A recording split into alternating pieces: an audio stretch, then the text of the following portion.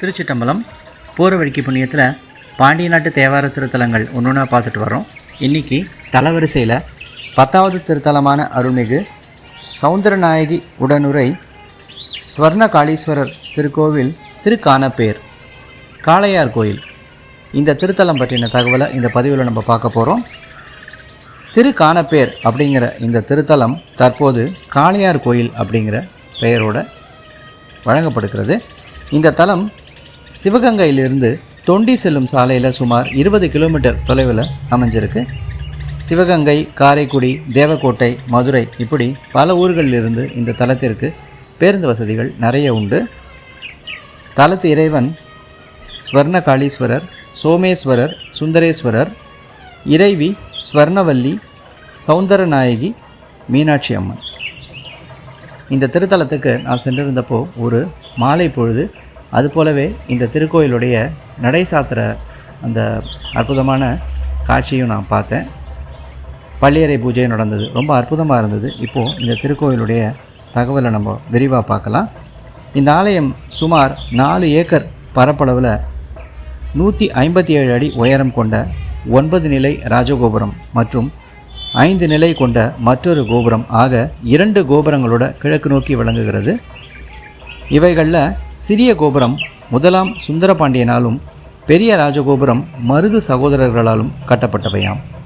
2 பிரகாரங்களை கொண்ட இந்த திருக்கோவில் 3 இறைவன் சன்னதிகளை கொண்டு தனித்தனியே விளங்குகிறது.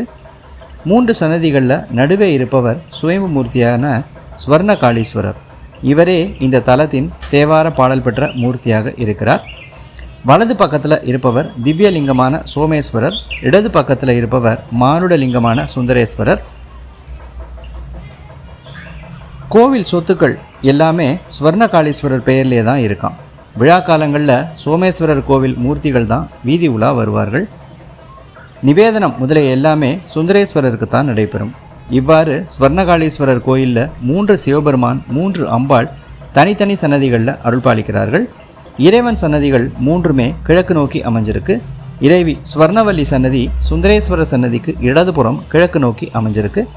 மற்ற 2 அம்பாள் சன்னதிகளும் தெற்கு நோக்கி அமைஞ்சிருக்கு. அதுபோலவே இந்த ஆலயத்தில் 3 பள்ளியறைகள் உள்ளது வேறு எங்குமே இல்லாத தனித்துவமான சிறப்பம்சமாக இருக்குது. இப்போது தல வரலாறு பார்க்கலாம்.